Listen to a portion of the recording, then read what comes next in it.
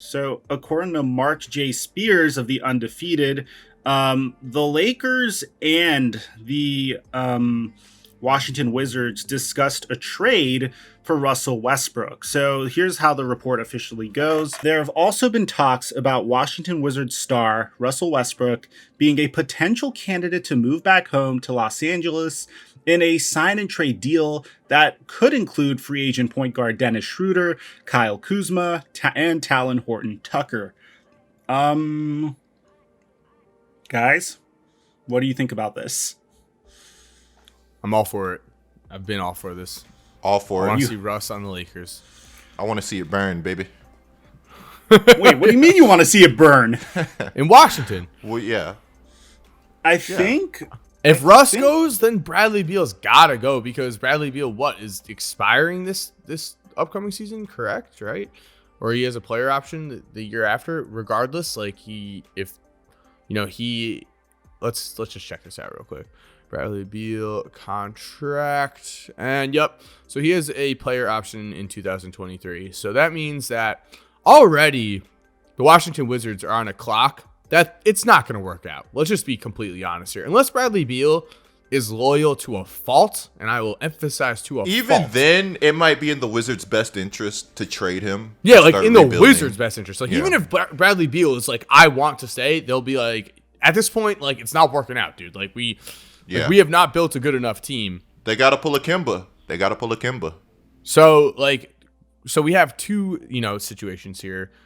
We talked about Bradley Beal and Golden State Warriors and all that last pod. So if you guys want to listen to that, we went all through that. We've talked about Russ to the Lakers before too. But so what do you guys think though, Mike? Like as a Lakers fan, what do you think about this? I think Coop and I had a disagreement on this when we talked about it in our pod. I don't really know how good of a fit Russ would be on this current Los Angeles Lakers team. I could imagine like in Bron's head, he's probably thinking like, oh, Hurt another all-star. That's going to make my life easier. This is going to be great.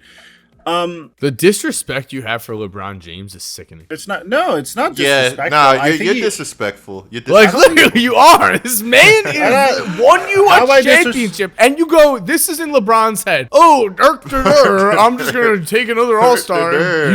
You don't deserve LeBron James. All right, it's insane. And you deserve exactly what happened to Chicago over the past decade. So, if you watched Space Jam... Bro, you're not comparing Space Jam to real life. Let's just redirect this conversation. Do you want Russell Westbrook or not? I love this podcast. Okay, so I was getting to it, but you cut me off. So, guys, we are capping off the giveaway to the first 40,000 subscribers that turn on our notifications for the Laced Up podcast. All you have to do to enter for a chance to win a PlayStation 5 or an Xbox Series X is subscribe, hit that notification bell. If you want to do us a favor, leave a like on the pod and let me know in the comment section down below when it's done. You'll enter for a chance to win a PlayStation 5 or an Xbox Series X. So I think in LeBron's head, he might be thinking, hey, like I might have another playmaker on my team. It really depends on what LeBron sees his role being this upcoming year. Like, is he willing to have the basketball in his hands a little bit less and allow Russell Westbrook to do some of the playmaking? Could he see himself in a situation where there's plays drawn up for both of them? I think if it's executed properly, it could potentially prolong LeBron's career. But my issue is like, I can't see a world where Russell Westbrook's playing off of LeBron James efficiently. I hope I'm wrong because I think it'd make a great story for Russ to come back home. He went to my alma mater at UCLA. It'd be really nice to see that work out. So the problem with Russ going to the Lakers is Russ is great, makes the Lakers better, but Bron isn't necessarily like a sniper from deep. He's a good shooter, I'll give you that. But I don't know how much I like Bron playing off ball like that. Obviously, he's approaching a later part of his career. And, you want to see Bron more off ball because you're right. You want to preserve his career a bit. But if Russ goes to the Los Angeles Lakers and the Lakers don't address their shooting concerns, like, do the Lakers really get that much better? Teams would absolutely just crowd the paint against Russell Westbrook and LeBron James. It would just be a nightmare to watch, even from a basketball standpoint. And I love Russ. He makes teams a lot better. But like the Lakers have a shooting problem, and honestly, I feel like that should be first on their list of things to address. That's exactly what my concern was. It's like I was going to bring up the 3-point thing, but magically his 3-point percentage went up to like the higher points of his career. Like Russ always swings between like 25% from 3 to like 33% from 3. This past but year 31 he shot what, 31%? I'm looking at 32 right now. 32 if you round 32? it up. Yeah. Okay, well, yeah. I mean, that's not good. So, and then you combine, so then you have LeBron on the court who shot, a solid 36.5% from 3 this year. League but then average. Anthony Davis is, he didn't shoot well. He shot under 30% from 3 this year. Ooh. So now that's your 5 guys, 3 of them aren't really great shooters, and unless you get like already that's a problem in today's NBA. So yeah, the fact that Russell Westbrook cannot shoot, cannot catch and shoot. And you know what? Going even further here, have you guys seen those videos basically just ripping Russ's off-ball movement? Now, I get a lot of hate for, ripping Russell Westbrook. Not trying to do that right now. I'm bringing up just a legitimate point. Russell Westbrook is very bad at moving off the ball. He's not used to doing it, and he's not willing to do it a lot of the time. A lot of the time, he passes the ball and stands 35 feet away from the basket where he's a threat to no one. It's the complete opposite of someone like... Be fair, I think a lot of stars do that. No, I was about to say, though, it's a complete... I wouldn't say a lot, and I would say, I'd say a good bit. I'd say a good bit. No, you see guys like Dame, Curry, they still are running off action. They Those still pass, are... they move. Those are very rare. That's very rare. And even Okay, Dame, well, the whole point of what I'm saying is that in order to make a fit with LeBron James work, you have to be able to move off the ball and to, be doing all that. That is not Russ's game. Yeah, for sure. So that's my point. So if you're saying like, yeah, that's rare. Okay, well then I don't think it's going to work if Russ is willing to do those kind of things. And, also that's why I'm so high on Bradley Beal coming in and fitting on with another team, because watching Bradley Beal play, that guy is someone who hit you with the backdoor cut, who will occasionally. I don't know if Beal moves that much without the ball too. I think he moves off the ball well for a superstar who's used to having the ball in his hands a lot. I think a guy like Bradley Beal is someone who could come in and can adapt to a more team-oriented system with other stars on the roster than someone like Russ, who has played with several NBA stars at this point and has never been able to adapt to moving off the ball. Yeah, I feel like shooters are more willing to move off the ball. And again, I will double down. I don't think a lot of superstars well, maybe some stars, but I'll say a lot of superstars don't do that much movement. But I wouldn't say Russ is a superstar at this point either, though. That's why I'm saying he needs to adjust his game. My counter to that. Well, to be fair, I'm sorry, Mike. I cut you off a little bit. To be fair, with the Houston Rockets, he did show a willingness to at least move a little bit without the ball. That could... with the Washington Wizards, maybe he was asked to do a little too much. Maybe, the fatigue weighed on him a bit, because he was doing everything for that Wizards team offensively. When he was out the game, the offense really wasn't moving. If you go back and you watch some of Russ's Houston highlights, a lot of times it seemed like he was the only guy that cared. And James Harden was actually the one that was like just standing around a ton. I watched a ton of Russ in Houston. So I think... I don't know. I think if it really came down to it and he was willing to take a lesser role, I feel like Russ might be able to adapt, because I just think at the end of the day, he's somebody that really wants to win, and I think he'll do whatever it takes. Yeah, that competitive fire could actually, bring a huge change to Los Angeles for sure.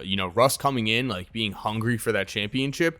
Like, I don't want to say the Lakers were, completely like lackadaisical, but like, they were. You don't got to sugarcoat it. They were, especially Bron. The fire that they had last season compared to this season, like it just wasn't there. Okay, so I got a stat for you.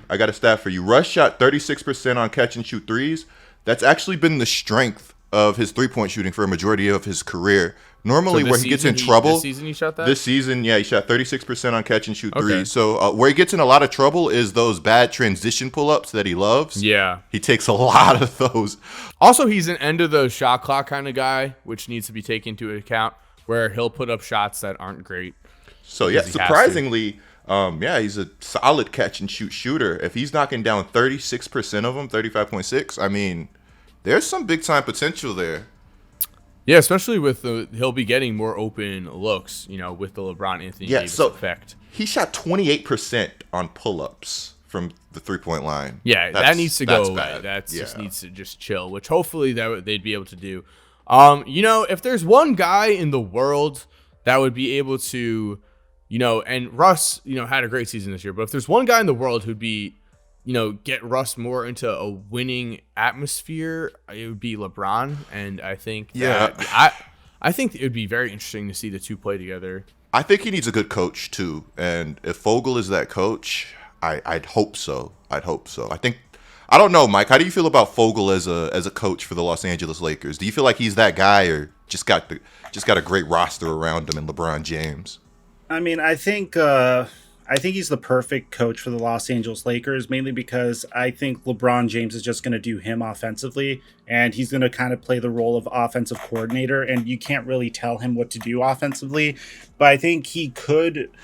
What LeBron typically seeks in a head coach is a coach that could be more of a defensive tactician, make those adjustments, and really point specific things out to him in the film room, which Frank Vogel has shown that he's very capable of doing, and it's something that has always really impressed LeBron James. Something I want to add about what you guys were saying about Russell Westbrook is I don't know if this is relevant now because obviously we're in a different age of the NBA, but LeBron James was able to make it work with a similar type of player as Russell Westbrook. Obviously not as great of a playmaker, but a player that didn't necessarily succeed at shooting threes, and a player that was primarily known for his ability to slash to the rim, Dwayne Wade. And I remember at the very beginning when when he teamed up with Dwayne Wade, people were questioning whether or not he'd be able to make it work with him because they both weren't necessarily known as great three-point shooters. And